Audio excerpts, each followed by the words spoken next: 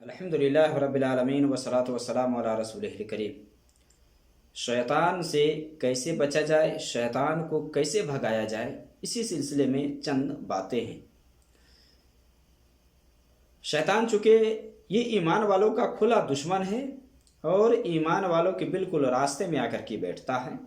ہر ممکن اس کی کوشش ہوتی ہے کہ ایک ایمان والے کو ورغلائے، بہکائے اور گمراہی کی طرف لے جائے۔ اس سے بچنے کے مختلف ذرائع ہیں اور مختلف چیزیں ہیں کہ جسے اپنا کر کے ایک ایمان والا شیطان کو اپنے پاس سے بھگا سکتا ہے یا شیطان سے اپنے آپ کو محفوظ اور دور رکھ سکتا ہے۔ چند ایک کی طرف میں اشارہ کروں گا۔ یہ شیطان چاہے جنات میں سے ہو چاہے انسان میں سے ہو، اس کو بھگانے کا جو سب سے اہم ذریعہ ہے، سب سے اہم بات ہے، سب سے اہم کام ہے، وہ ہے کہ اللہ رب العالمین کا کثرت سے ذکر کیا جائے۔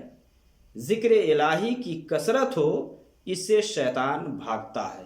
جہاں بھی اللہ کا نام لیا جاتا ہے، اللہ کے نام کی تسبیح اور ذکر و اذکار ہوتا ہے، وہاں سے شیطان بھاگتا ہے۔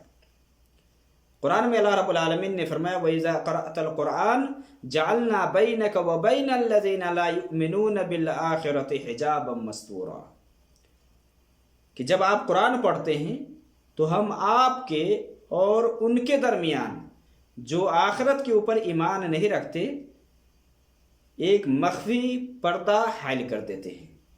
جو بھی اللہ کا نام لیتا ہے، قرآن پڑھتا ہے، شیطان وہاں سے بھاگتا ہے۔ قرآن میں اللہ تعالیٰ فرماتا ہے وَإِذَا ذَكَرْتَ رَبَّكَ فِي الْقُرْآنِ وَحْدَهُ وَلَّوْا عَلَىٰ أَدْبَارِهِمْ نُفُورًا، کہ جب آپ قرآن میں صرف اپنے رب کا نام لیتے ہیں تو یہ پیٹھ پھیر کر کے بھاگتے ہیں۔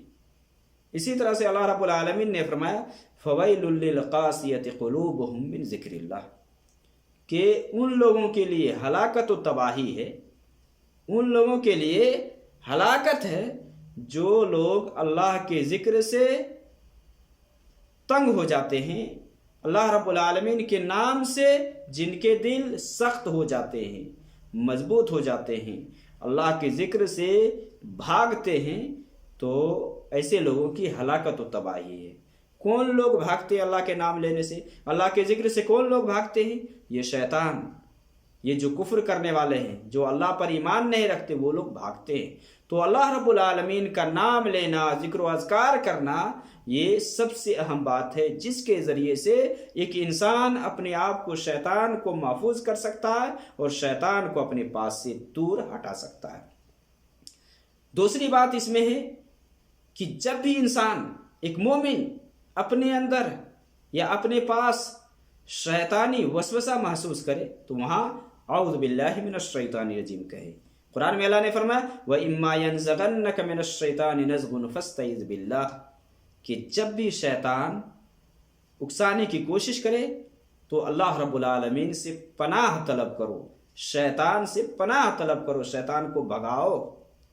اور یہ جو شیطان ہے نا، یہ غصہ بھی دلاتا ہے، آپس میں اختلاف بھی کرواتا ہے، آپس میں مار کاٹ بھی کرواتا ہے۔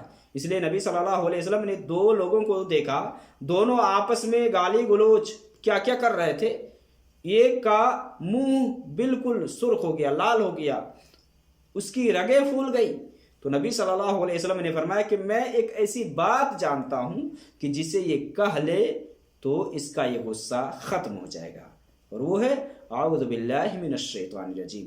تو جہاں کہیں بھی شیطان وسوسہ دلائے، آپس میں اختلاف اور انتشار پھیلانے کی کوشش کرے، دو بھائیوں میں دشمنی پھیلائے، وہاں اعوذ باللہ من الشیطان الرجیم کہے۔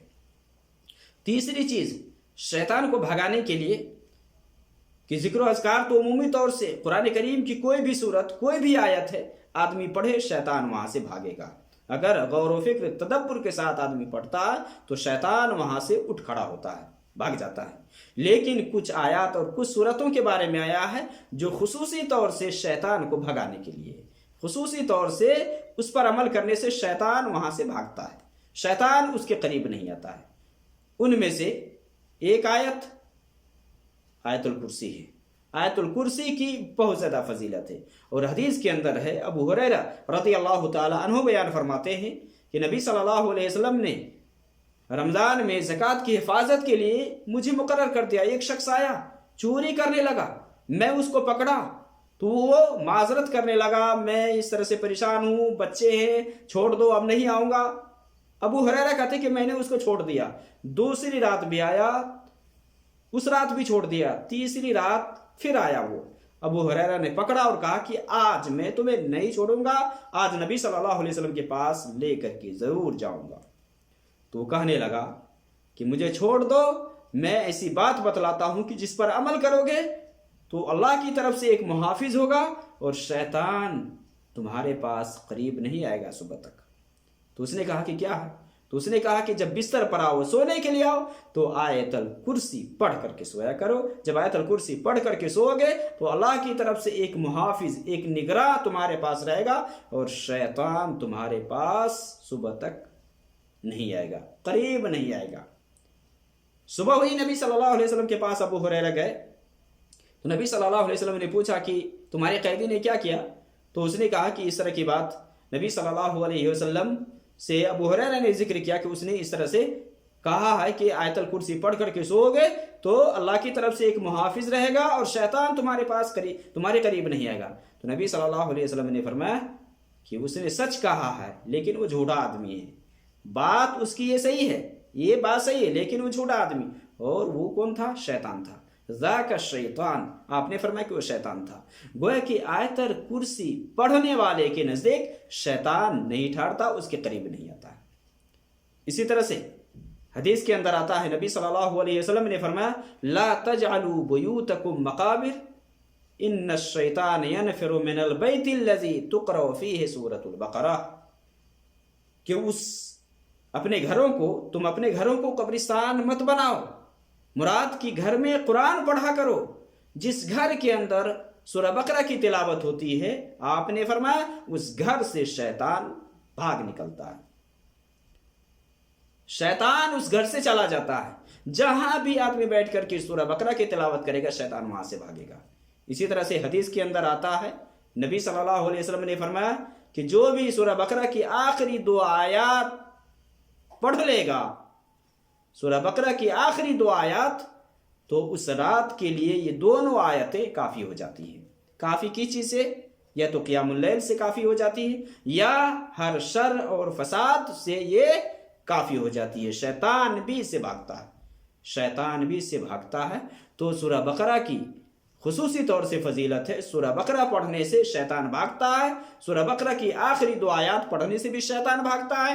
اسی طرح سے شیطان کو بھگانے کے لیے جو ایک کام ہے وہ ہے کہ آدمی دن میں 100 مرتبہ لا الہ الا اللہ وحدہ لا شریک لہ لہ الملک ولہ الحمد وہو علی کل شیء قدیر کہے۔ جو آدمی دن میں 100 مرتبہ یہ پڑھ لیتا ہے تو اس کے لیے فائدے کیا ہیں، کیا ثواب ہے؟ نبی صلی اللہ علیہ وسلم کی جو حدیث ہے اس سے پتہ چلتا ہے کہ 10 غلام آزاد کرنے کے برابر ثواب ملتا ہے۔ اسی طرح سے 100 نیکیاں لکھی جاتی ہے اور 100 برائیاں مٹائی جاتی ہیں۔ وَكَانَتْ لَهُ حِرْزًا مِّنَ الشَّيْطَانِ، اور یہ شیطان سے بچاؤ کا ذریعہ بھی ہے۔ جو اس کو دن میں پڑھ لیتا ہے شام تک شیطان سے محفوظ ہو جاتا ہے۔ اگر کوئی شام میں پڑھ لیتا ہے صبح تک شیطان سے محفوظ ہو جاتا ہے۔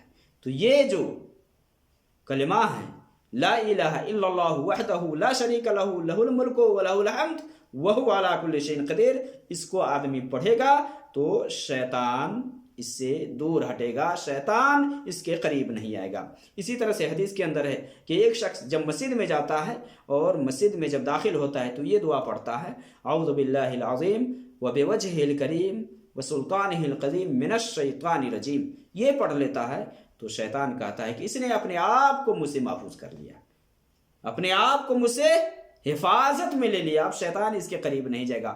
تو ذکر و اذکار کثرت سے اللہ رب العالمین کا کیا جائے، اس سے شیطان بھاگتا ہے۔ اور اسی طرح سے جو کچھ سورہ بقرہ کی آخری 2 آیات ہے، سورہ بقرہ ہے، آیت الکرسی ہے، اس سب پر خصوصی طور سے عمل کرے، خود بھی انسان عمل کرے اور اپنی بیوی بچوں کو بھی سکھلائے، اپنی بیوی کو سکھلائے، بچوں کو بھی سکھلائے اور بتائیں کہ پابندی سے اس کو پڑھے۔ شیطان اس کے پاس نہیں آئے گا اور شیطان کے شر اور فساد سے ایک انسان محفوظ میں رہے گا۔